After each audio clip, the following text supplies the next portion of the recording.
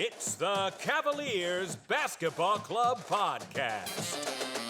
It's basketball time to kill. Love picks up Curry. Kyrie Irving from downtown. Up for the layup. Oh, blocked by James. It's over. The 52-year drought is over. The Cavaliers have won the NBA championship. Cleveland, this is for you. Sexton works on Irving. He knocks it down. Heat check time. Allen to Garland, 1 second left from midcourt. Strongest goal. Oh, what a rejection by Mobley. And he throws the hammer down.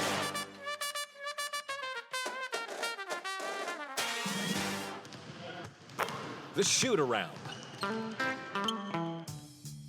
It's that time again. We're back highlighting a few Cavs players that we think made a huge difference in the 2021-2022 season. And today, we're discussing the true Rookie of the Year, Evan Mobley.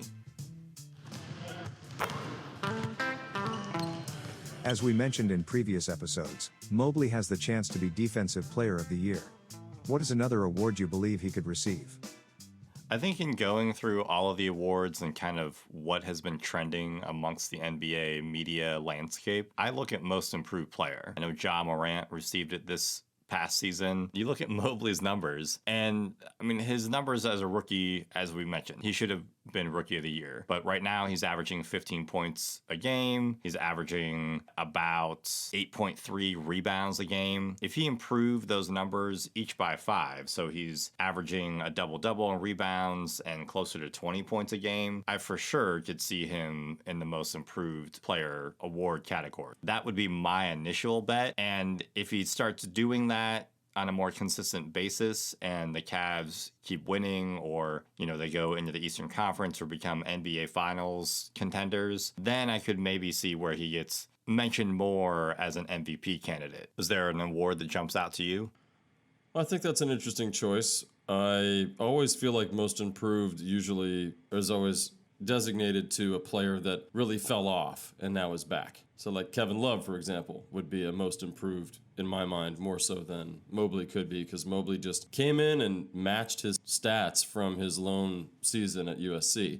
He only averaged 1 point less. He had about the same rebound total. So he didn't come in and do anything other than prove that what they thought they could get out of him from college, he could translate that into the NBA. And he did. So now the next step is to progress that NBA level game and actually have a second season to his career for the first time ever, or at least as a professional, because in college 1 year and now only 1 year in the NBA. So he's going to get a second year to come in. He's going to have some challenges because the defense is going to have a lot of tape on him now. He's going to have to improve his game and add a few more pieces. But I see him doing that in spades. I see this guy averaging close to 25 points next season if he plays his cards right. Now, again, the way that the Cavs are organized, it all depends on how many shots there are to go around.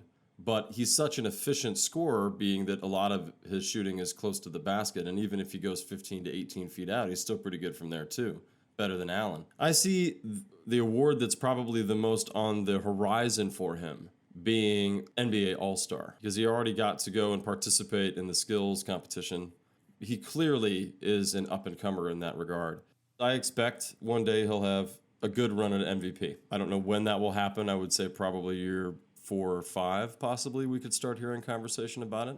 A player's development is also based on the direction that the team goes. So who knows? He certainly could remain what he is and be that consistently for his entire career, a 15 and 10 guy, basically. And there's nothing wrong with that either. But I think he has the potential of being a 25 and 15 guy. And that's MVP numbers to me. What do you think? I completely agree. He will become an MVP caliber player. We both agree that that is the overall direction of his career. And looking at some of the players in the past who have been named MVP that I think kind of fit Mobley's profile are Tim Duncan and Kevin Garnett. And you brought up the numbers. Kevin Garnett averaged about 24 points a game and about 14 rebounds a game when he won it back in 03 and 04. Tim Duncan averaged 25 points and 23 points the 2 years in a row that he got it, and around 13 rebounds a game. He won it from 01 to 03. So those are numbers that I believe that Mobley can achieve. The reason why I highlight Garnett and Duncan is Mobley already encompasses both of those guys. I feel like it's attainable for him to reach that level and do what they do if he keeps progressing naturally. Like, I look at previous MVP winners and I'm like, yeah, he's got it in the bag. Like, he's going to win one at least once in his career.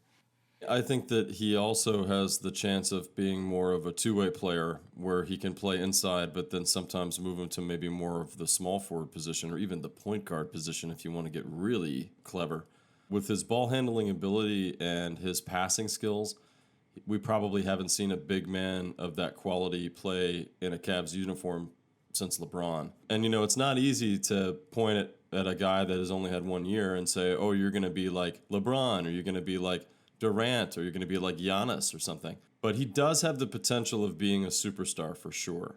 And I love the two examples that you gave because they are superstars. But in today's NBA, they're more of a manageable or attainable level at that position. With his skill set coming out of college and the fact that he comes from a basketball family, as we've talked before, he probably wakes up thinking about basketball, goes to bed thinking about basketball. So he has an unbelievable opportunity to be one of the biggest stars in the league. And the question really is more, can he do it? Because it's tough. It's a tough road and injury can happen and all that. But then also, will he do it as a Cavalier? How long will it take? Given that we believe Evan Mobley is destined to be a superstar one day, what do we expect from his sophomore season? There's a lot of question marks for me going into next year. And Mobley is not necessarily one of them.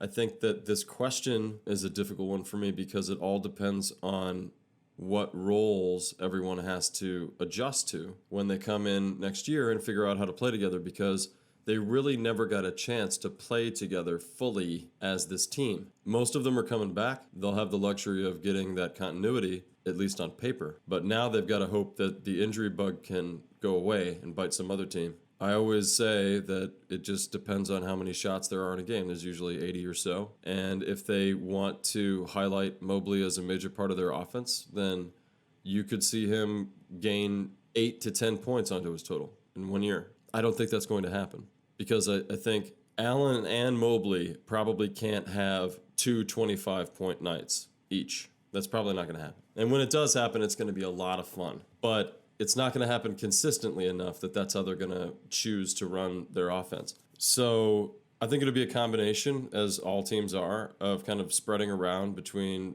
top to bottom. And some nights, because Sexton and Garland are kind of the biggest marquee names and what they were brought in to do, you can't make statements as a GM and as an organization that that's what you envision and then quietly never do it. So if it doesn't come to pass, then they'll break all that up, and then maybe Mobley and others will see the ball more and see more of the team go through their hands. But those are the questions that we just don't know until Sexton is re-signed and they figure out what they're doing with LeVert, and they figure out if they can get Rubio back, and they reorg a little more of the bench, whatever happens with the draft pick that they choose, and possibly even trades, because they've got several players that we've mentioned in the past that they could easily move for a package. And if they could move Love, no offense, Kevin, but that would be a lot of money as well that they could use towards Sexton and others. So questions have to be answered for me first. But I think the sky's the limit for this kid. Next year, I expect him to do whatever they ask him to do. If they say, hey, just give us more of the same, that's what he'll give them. If they ask him to step up, I think he'll give them that. Mobley is just one of those players that I don't have to worry about. I would say that I'm not concerned that he's going to improve. I think that he's going to build upon the game that he knows he already has. We saw that when he came into this season. When he was drafted, he went down to the summer league, got bullied some, added 14 pounds of muscle in between the summer league and the start of the regular season. So I expect he's going to add even more muscle coming into this year. I also expect that he's going to improve his shot. His shot was a little slow. throughout the season. So I think that he'll be able to improve his shot and thus make his efficiency even better. Really, the thing that I expect the most from him is to have more of a say of what's happening on defense. He is so good at being almost a free safety type of player on defense. If Allen is able to stay healthier this season and they're able to get a backup center who allows Mobley to continue that, but I want this team to kind of fully embrace his ability defensively. Like they did that last year, but then it's adding on to all the chemistry that he'll have with the players on the floor. He knows where everybody's supposed to be defensively along with Allen, but Mobley is just instinctually further along in being able to block multiple shots from different angles. So I kind of expect him to keep doing that and get bigger, make more shots, hopefully from the outside, and just put more of his fingerprints on this Cavs team on the defensive side. I like that point on the defense a lot because if they don't need his offense to improve necessarily, then I think it would be nice to see his defense step up. Now, that's kind of asking a lot of a guy that averaged almost 2 blocks a game and came in right out of the gate, a formidable force under the basket, somebody that everybody had to take seriously. And we all thought that, like you said, his lankiness would be a problem, but he gained 14 pounds of muscle. And if you could do that in one period of time before he even got into the strength and conditioning coaches and all of the things that are available to him through the NBA, yeah, he could easily gain another 20 pounds worth of muscle in the next year or two. And as he just naturally thickens up, it's going to be amazing to see, the boy become a man. No offense to him, but he's 20 years old. He's not going to fully be in his own skeleton until he's 26, 27. So we've got many contracts to get through here before he's actually going to be at peak. His rebound total, I think, would be the last thing I would mention. I'd love to see him get well over 10 on average next year so that he's averaging a double-double. Getting that rebound total up, if both Allen and he average close to 13 or so rebounds a game, we're going to win a lot of games.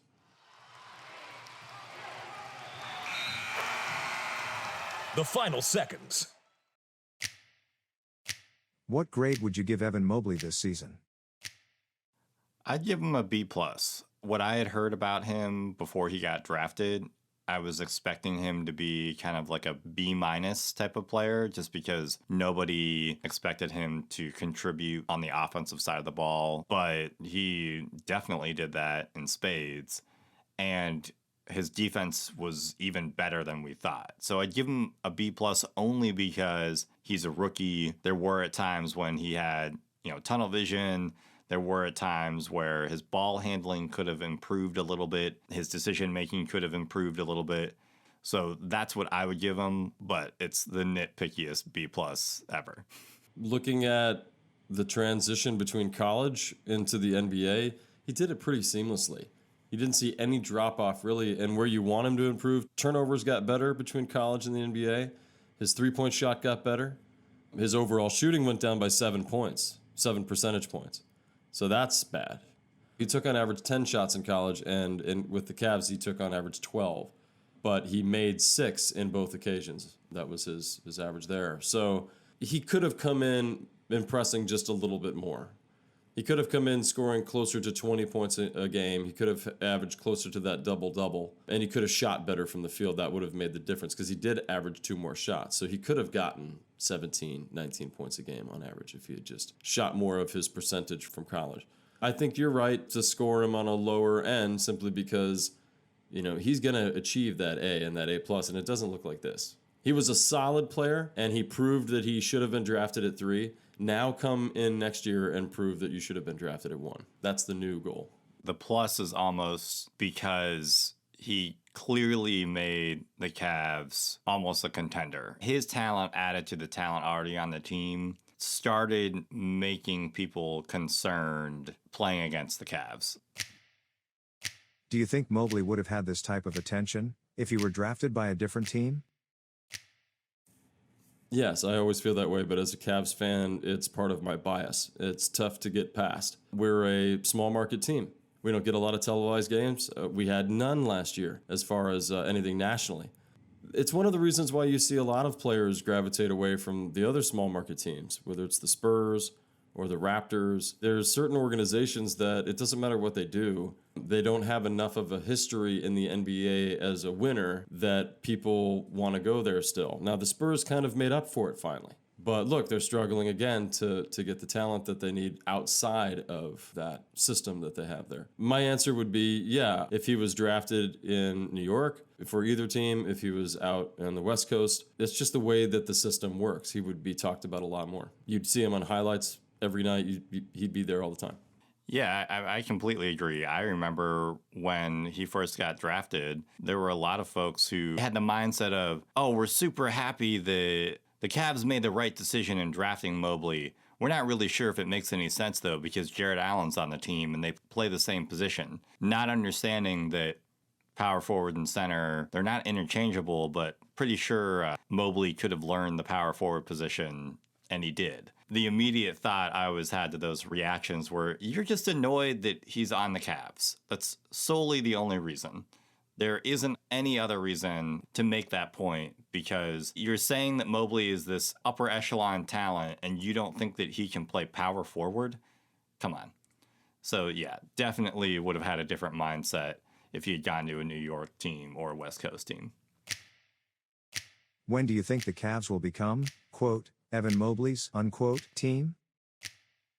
I think it could become his team as starting early as his third season. I think that Darius will have come along, that he will be comfortable in his own skin as a point guard. Hopefully Colin can come along as a lightning rod of a sixth man player, because I think that that would help just overall their offense. And I think in Mobley's third season, Allen and Mobley will have incredible chemistry. And something you've alluded to as well is we hope that the Cavs draft Evan's brother. There are moves that the team has to make this offseason and hopefully in the next couple seasons that need to embrace the idea of Mobley becoming the head of the team or the number one guy.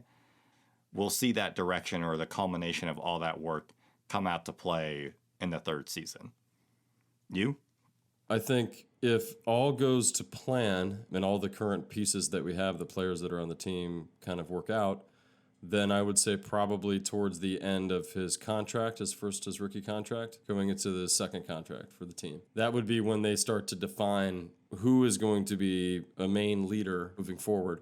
It probably happened before that. It really could. And that's just because of injury issues and guys not working out and all of that. You never really know. But if it goes well for Mobley, either direction, I think the answer ultimately is it's going to happen one of these days. In the way that any team Shaq was on, it was his team, just as much as like a second superstar there with him. I salivate at the possibility of Mobley and Allen playing at peak level together. And it's going to take 3 or 4 years for that to happen. So they've got to go through probably 2 more contracts to really get there. But when they do, I mean, I keep thinking in my mind to call them the Bash Brothers or something like that. So I'm excited. The Smash Brothers.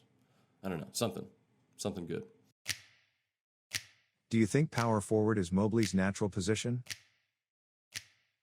Mobley excites me a lot because from a pure basketball standpoint, I think that he could play just about every position if you really wanted him to. I mean, look at what they did with Ben Simmons. They played him at the point. Today's NBA, I think anything's possible. And with a player that's as talented, as dedicated, as hungry, as emotionally sound as Mobley, I think that he could do it all. Right now, coming into the league, it was very wise of them to put him at the power forward because they knew they had a stud in Allen. They didn't need Allen to play the power forward. He really was that piece that made everything possible. And getting Mobley at the back end of that is so bittersweet. So again, yeah, him playing power forward I think is perfect because of the makeup of the team around him. And the fact that he has a more pure shot the further he gets away from the basket compared to somebody like Allen. You could have maybe put Markkanen at the 4, but I think he's proven that with his shorter reach, he just doesn't have kind of the same skill set or tenacity under the basket as these guys do. If you could give out MVPs to each team at the end of the year, he would be our MVP this year, I think.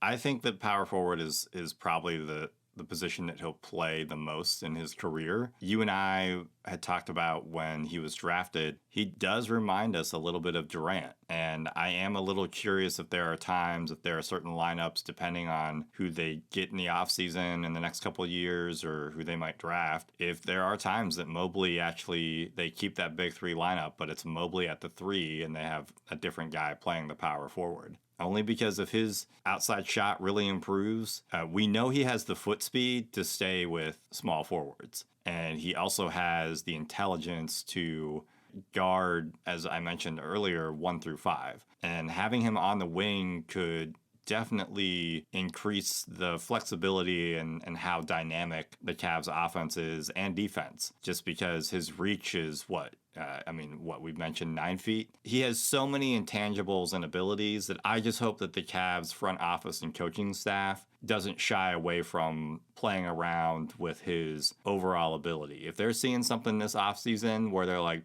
you know what, let's play at the 3 for a little bit every third game just to see what the matchup's like, great. But I think overall, he'll stay at the power forward. Thank you for listening to the Cavaliers Basketball Club podcast. Let's go Cavs!